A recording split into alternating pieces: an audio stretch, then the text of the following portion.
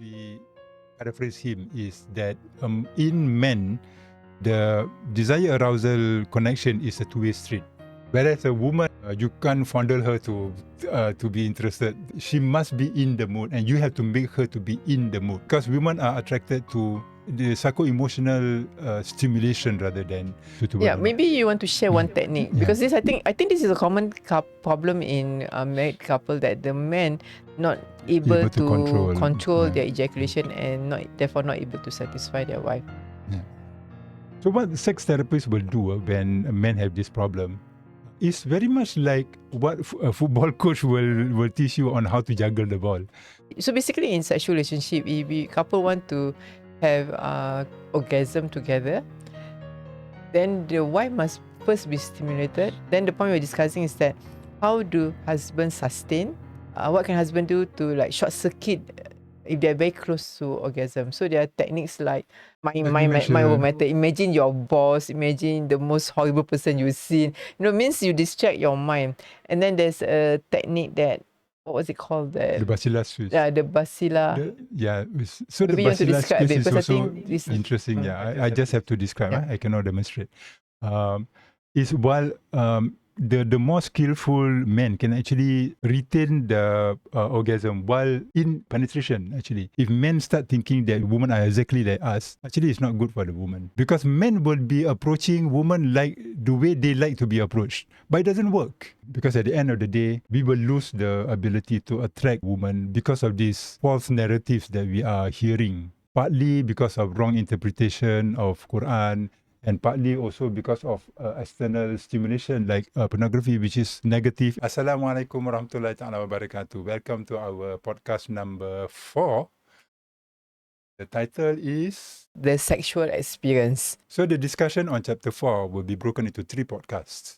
Today we will be discussing on the akhlaq and the sexual science. The next podcast number 5 will talk about the sexual relationship throughout the marriage. And lastly, we will talk about the common myth in sexual relationship. So to start off, I like to ask Osman, why do you put sexual science in this chapter? We start with sexual science and then we bring in the Quran, Sunnah, as well as other Muslims' point of view, which apparently coincides with sexual science.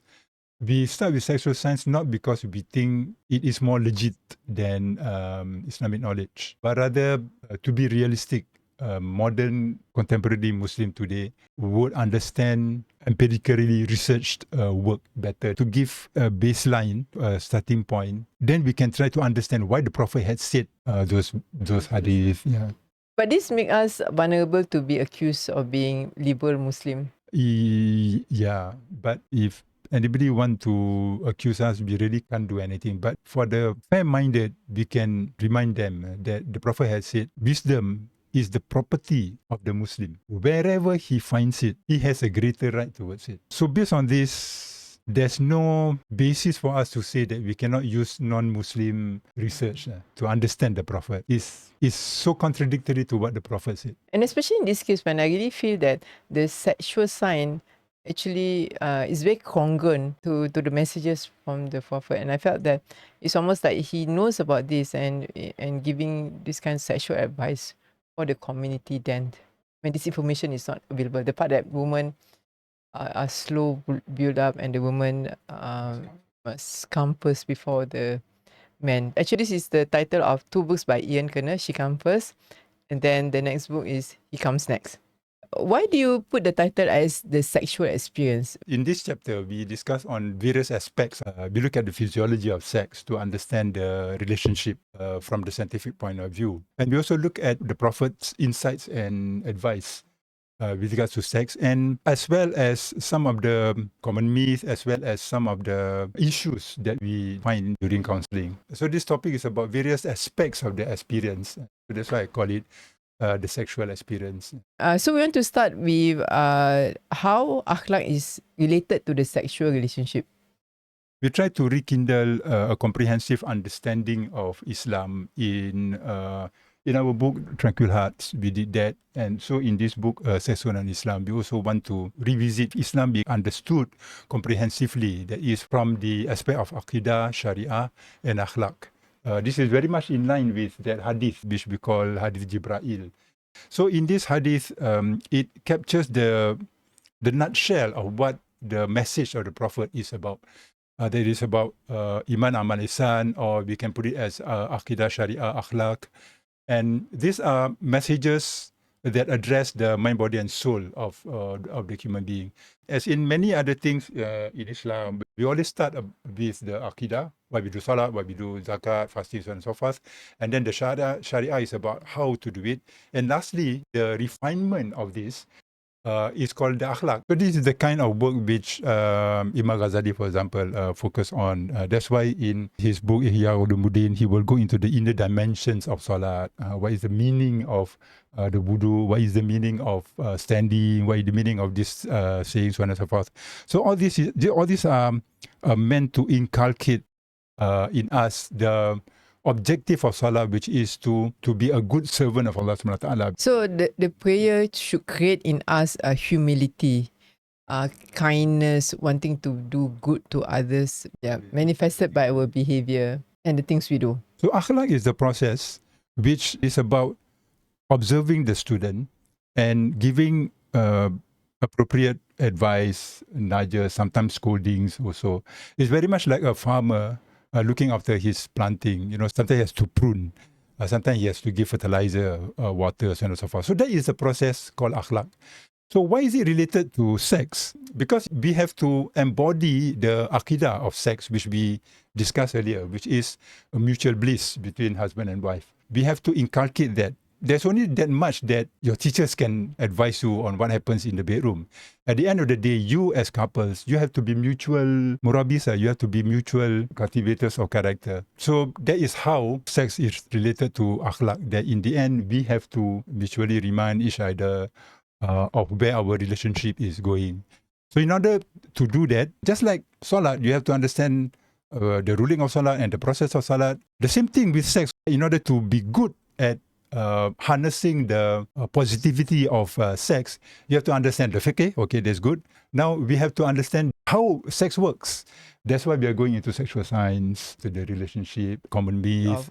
Akhlaq in sexual relationship is very important, because I do see this happening in my counselling. Clients who seemingly on the outside, how they present themselves, are prim and proper Muslim, they are religious, but between the privacy of their bedroom, they can be mean and nasty. For example, I had a client who had gone to Hajj, and they are an elderly couple, but the wife really very traumatized, because the husband would tell to her that you are a wife who belong to hell. I pray for you to go to hell.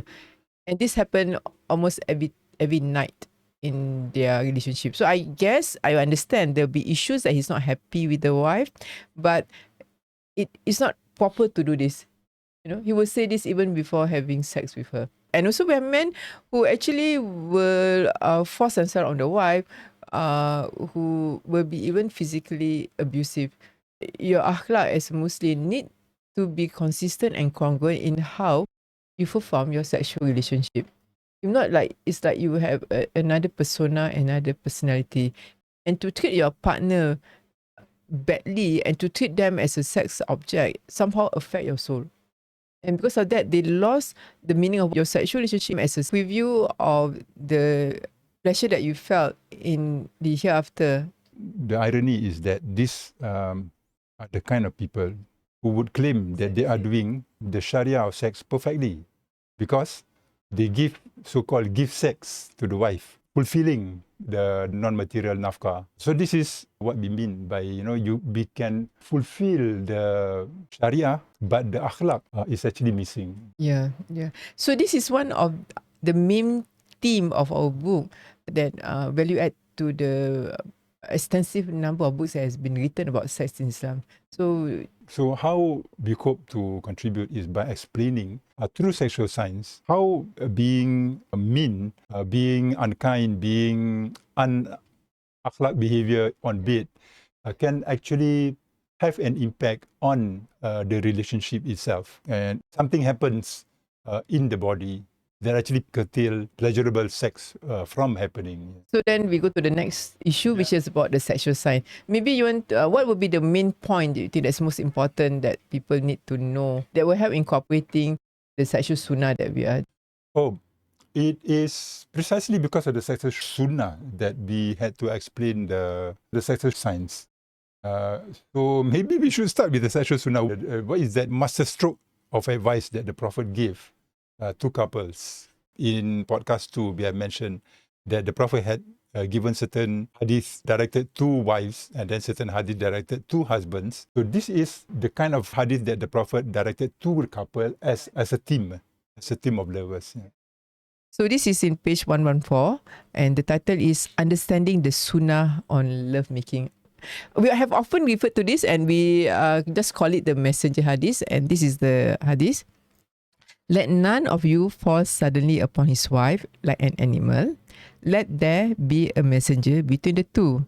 And when someone asks, what is the messenger of Prophet? He say, kissing and words of love. Hadith by Taraimi. It's significant to me as I'm writing the book, is that this hadith actually distinguishes between humans and animals. When the Prophet said, do not be like animals. It reminds human beings that we have similarity with the animal kingdom. They have sex to procreate. We also have sex to procreate.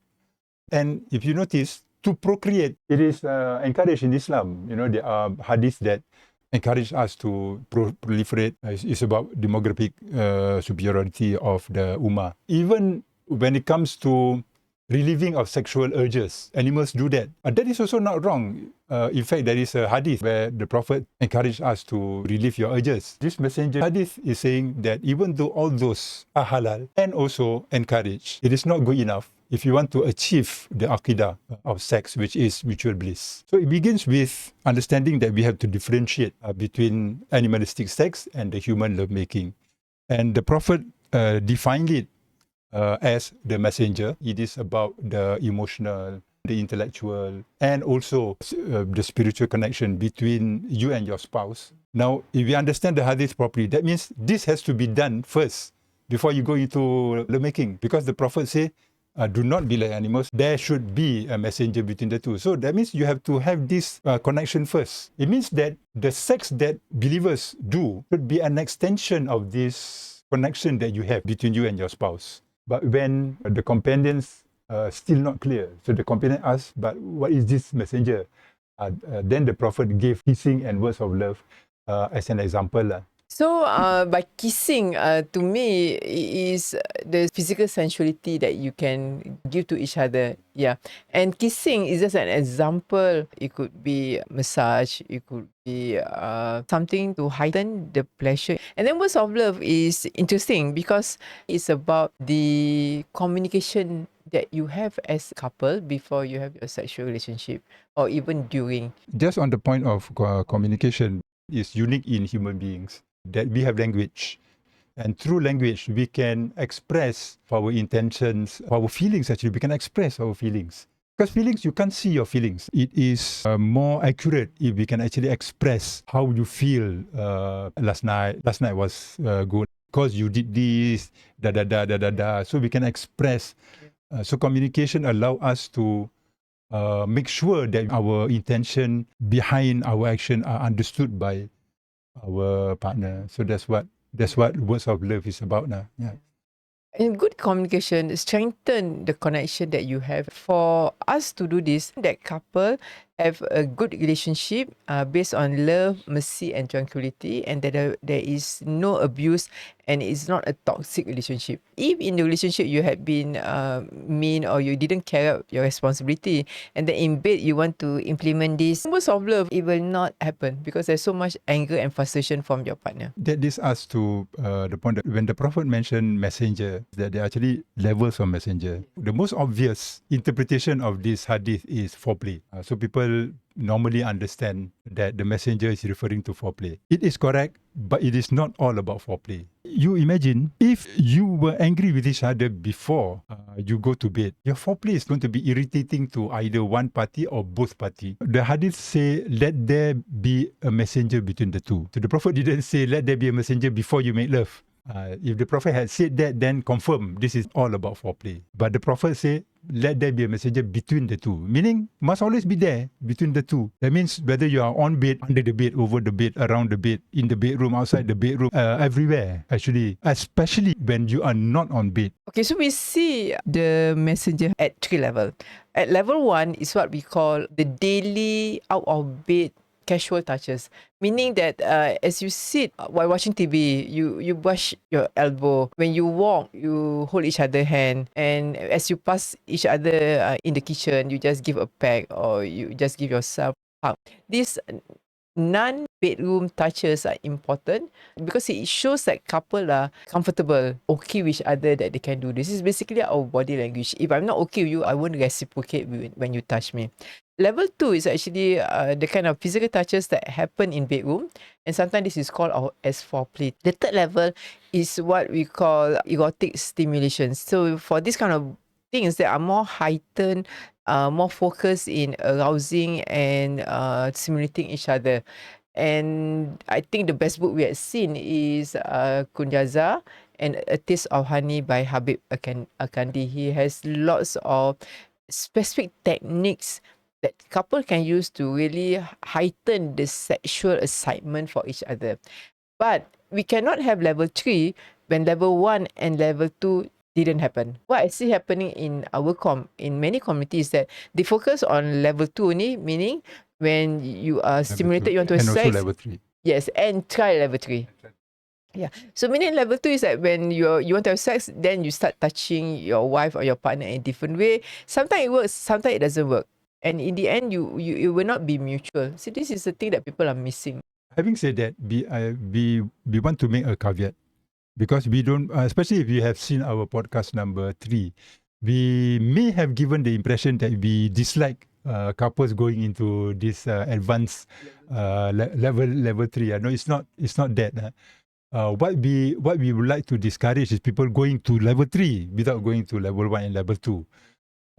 If I can give an analogy, this level 3, the Kama Sutra, the Kunjaza, the perfume gardens, this is like if you want to be a good footballer, while you're not in the game, you focus on set pieces. And then you focus on your personal juggling skill, your ball control skill. I'll give you an example. If you have ever seen Maradona juggle a ball, he can do ridiculous things with the ball. But you notice when he is in the game, he doesn't, the blue starting of the game, he start his bicycle kick in the middle of the field. He focused on having a good connection with his team member, actually. Only when he need to employ these skills, like for example, when his teammate give him an awkward ball and he used a bicycle kick, when too many defenders, he start using his step overs and tricks and so on and so forth. So when he does that, people appreciate it. Imagine if he does all that in the beginning of the game, not only people will be irritated, his team members will be irritated. So actually it's the same thing with lovemaking. You learn kunyaza, you learn Kama Sutra. You have not established that relationship with your wife, and you come home and, darling, if you don't do this, you are frigid. Yeah, somehow degrading to the person. Yeah, so it doesn't work at all. Yeah. So I felt that couple are looking for something to heighten the pleasure in their sexual relationship, and they didn't know that pornography doesn't help. So what is needed is the close emotional social connection with your partner that will make sex very pleasurable, because you are connected to each other. There's a lot of love and mercy and kindness in the relationship. So there are couples who actually have a good connection, and then they go to... Yes. So it once... really works. It really yes. works. Yeah, it's not... Yeah, so it's not the other way around. Yeah. Perhaps if anybody want... if anybody have that realization and want to have a good start, we would recommend that you go into massage, learning the art of massage. Pick up a good book. So this book, they give very practical advice on the proper attitude towards giving a massage. It's about giving without the expectation of return, and it's very important. That actually develops your comfort at the sensual level. Don't go to the erotic massage. No, you start with the therapeutic massage, the practical sports kind of massage. And the books will also teach you how it increases in intimacy as you get more and more. So that will be a good start if you want to turn a new leaf in your sexual relationship. Instead of going to the Kama Sutras and all that, start with this. You will get to the Kama Sutra. But if you go to the Kama Sutra, you're going to kill your relationship. This is what we observe in counseling. But then it's not only among us. There is already studies, like for example, the high report of female sexuality. In there, a lot of women report that some of the most irritating men lovers that they have ever met are the men with very handsome, with the most polished techniques, foreplay techniques. Skillful. Very skillful. You know, like where to touch. They know the organs, in perfect marks. But they are still irritating because they come to the woman with the attitude that the woman should be turned on. And if the woman not turned on, something wrong with the woman. Whereas the best kind of lovers they have ever met are the lovers who go beyond technique.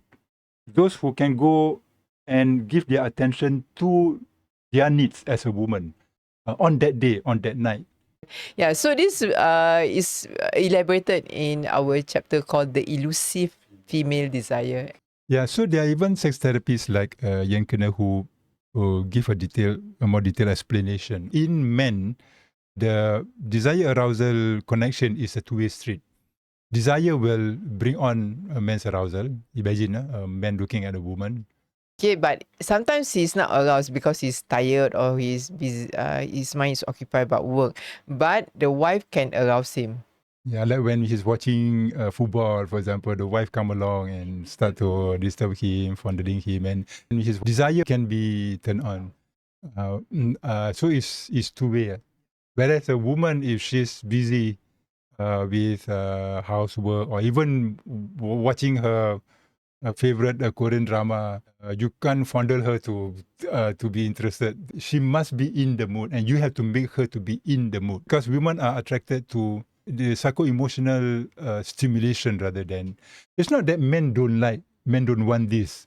Of course, men would also enjoy that, but men has the capacity to actually do it without, even if they're not interested in it. That's why there is such a thing as war rape, because the soldiers are not really interested in the enemy woman, but they can be stimulated animalistically. Although we want to have a caveat, we're not saying that men will always drop whatever they're doing. No, we're talking about the potential of men. If they really can't be bothered, they can do it. But of course, many men are also affected emotionally and they entertain that effect. That's right, because I do encounter husbands who are hurt by the wife, especially if the wife put them down or disrespectful and belittle them. And this can actually make them lose desire for the wife. So there are instances where he has erectile dysfunction with the wife, not able to perform, but he has no problem with his girlfriend. So it can work both ways, although the norm is normally men are easily aroused more than... So we are talking about the potential. Yeah, so this is a little detail which we would like to stress, because nowadays you may find women who are attracted to Korean heartthrob, but there's a difference between attraction and arousal. She may be attracted to the man, but that doesn't mean the woman will be sexually aroused. This is what we read from reports like the High Report, that even the most hung men, if they don't have the ability to give attention to the woman, you will not be turned on. It is very important, especially husbands, to understand this, because otherwise, if we begin to think that men and women are exactly the same, it would actually be detrimental to the woman, because men will be approaching women like the way they like to be approached. But it doesn't work. You can also read in some books written by Muslims trying to make the point that men and women have the same kind of attraction, and they like to use the story of Zulaikha and Yusuf, that Zulaikha is attracted to Yusuf, just like men are attracted to women. Yes, Zulaikha was attracted to Yusuf. Even sexually, she wanted to have sex with him. But from the Islamic understanding, Yusuf's beauty is known as a miracle. So by definition, miracle is something which is not normal. So you cannot use that story to make the point that men and women have the same kind of attraction. This point that I'm making is illustrated in the Quran. the women in her community were ridiculing her to be attracted sexually to men. To get back at the women in the community, she organized the party. And in the party, she gave them a knife each, and she brought in Yusuf, Give them and a knife they and were so apple. mesmerized by Yusuf's beauty that they cut their fingers While cutting the fruits. while cutting the fruits. Yeah. So that is a miracle. So a miracle is out of the ordinary.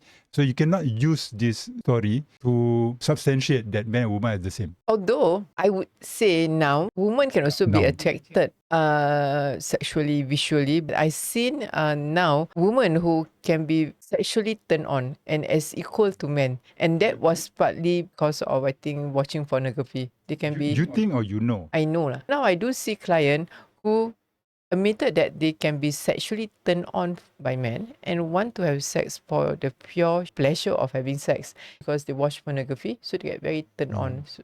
So there's another example of an exception to the rule. Yeah.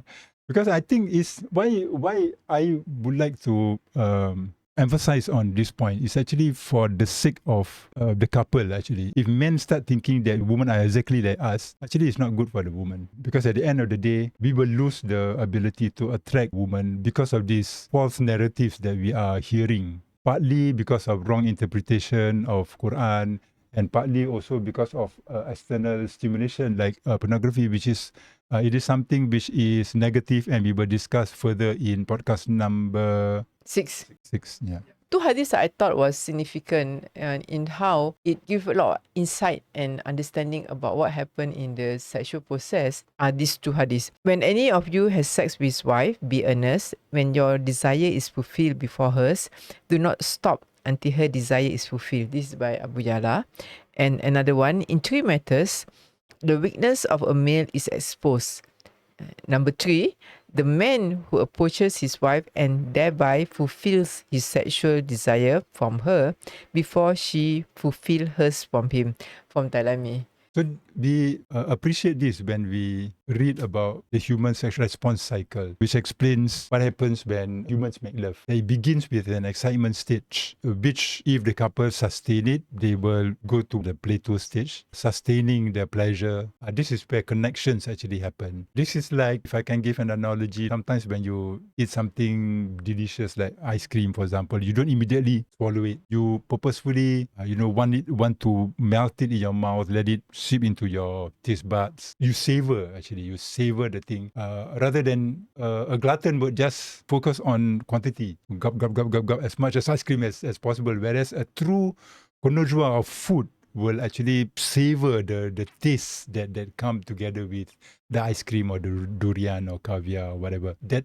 stage is known as the plateau level, and it takes skill to develop that ability. But the human will always come to the so-called point of no return, where the eroticity is so high that they cannot control, and the kind of explosion or This one is the ejaculation ejaculation, or what you call climax or orgasm. Orgasm comes typically characterize ejaculation of semen in men and the contraction of the vaginal wall in women, and then both parties will experience resolution. Except that they also find that there's a difference between men and women. That men will invariably will go to sleep After ejaculation, when they are young. Whereas woman actually has the capacity to experience another orgasm without going through the resolution stage. Of course, this is a potential, and not every woman can do it, and not every woman even want to do it. Scientifically, it has been proven that woman actually has the higher sexual prowess, which coincide with a saying attributed to Sayyidina Ali. When Allah created man and woman, He created 9 parts of desire for woman, but only 1 part of desire for men. But at the same time, He also created 9 parts of shyness for women and 1 part of shyness for men. Kind of coincide with what we learn from sexual science, that the higher capacity is with women, but the higher inhibition is also observed among women. and that man is They don't have the stamina. they have They don't have the stamina. the speed. Yeah. When I saw this hadith, I felt that it really shows that the Prophet has a lot of insight about sexual relationship.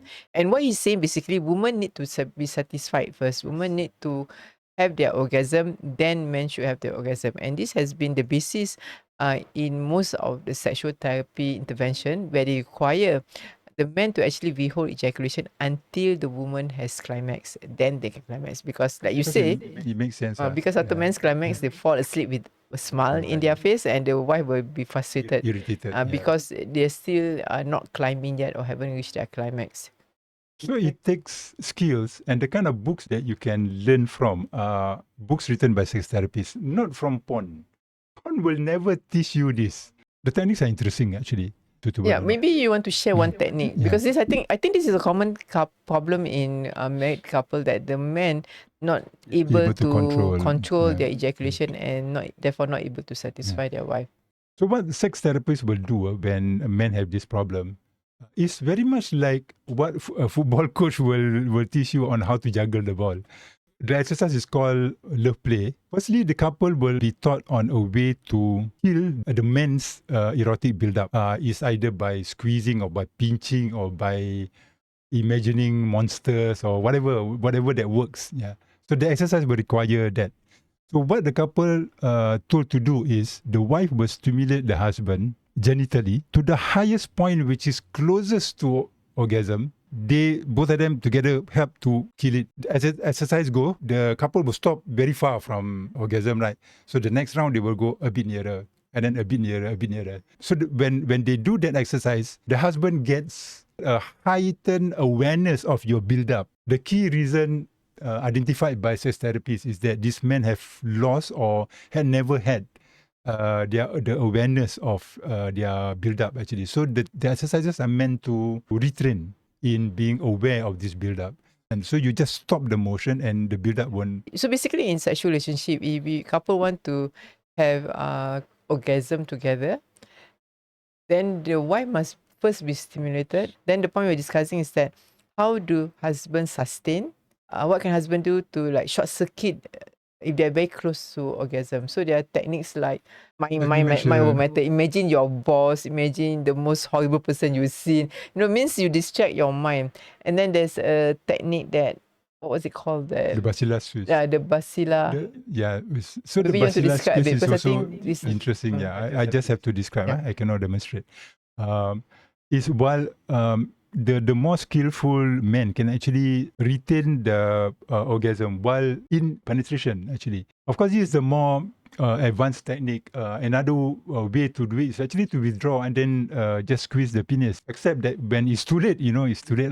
Then you may end up ejaculating outside rather than curtailing. So the bacilla technique is basically when as the couple make love, the husband just tilt or push the base of his penis against the vaginal wall. This creates pressure that actually can curtail ejaculation. Or slow down the it will slow down the ejaculation. So this one of the technique that. So when it's curtailed, then they relax. They just relax while they are still in, and then they continue. They can continue until he felt the wife is near to her orgasm and climax. One of the books that we highly recommend is this very good book written by sex therapist, 7 Weeks to Better Sex, and she wrote about love play that we had discussed. Because before she go into the 7 weeks, she gave the most basic rudimentary knowledge about sexual science, which explains a lot on the techniques that she's going to describe through the 7 weeks. Final thoughts. My final thoughts is that I do think it was the brilliant of you to be able to incorporate the sexual science, and I'm just very thankful that you had the capacity and the time to do a lot of research to present it. I think a lot of people will be surprised the way you're able to summarize and make it very simple. This entire stock of sexual science that are available in Western writing, you make it very simple and easily understood. I thought that was very important for our community, especially in our community where it is seen still as a taboo subject and people do not want to do their own research, or they may not know where to get the information, because if you type the word sex, you will end up with pornographic materials, where else there are many books available that are very respectful, very informative and educational. And all this work actually we have quoted in our footnotes.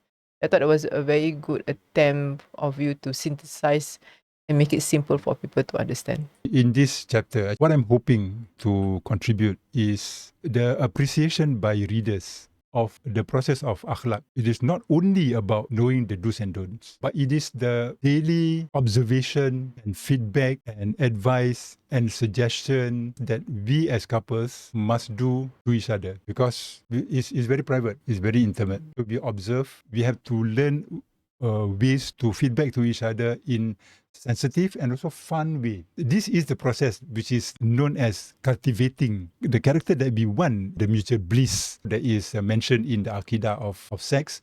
It is to be embodied in our character. It is to be embodied in our daily life. Yeah, so we hope that this has been helpful, and then see you in the Podcast number 5. Assalamualaikum warahmatullahi taala wabarakatuh. Goodbye. Men wanting to have relations with women will increase their desire. But if the man is aroused, the desire is aroused due to looking at naughty pictures, for example, he will also be... What am I talking about? No, you're not. Yes. What you always say. Why didn't you just explain it? Yeah. Okay. The sexual experience. Sexual experience. So, mini so. So, to start off, I like to ask Osman, why do you put the title as the sexual experience when we always have the other two components in this book? I'm the writer, up to me, yeah. Like, what's it got? Yeah, just curious. Why do you use the title the sexual experience? No, why not the sexual experience and the sunnah? Because we do have the other the religious component indeed. If you can answer, sexual experience. Oh, okay. If you actually, I like the title. Well done. You like the writer? Yeah, I like the writer also. Okay. Okay. So does it make sense? Yeah, you always make sense. You are a very wise, intelligent person. So that I just leads to... sitting funnily. I'm relaxing. Okay. This looks wooden lah. I am going to tie you to the chair. Can you put your both hands BDSM, here and find a good hand?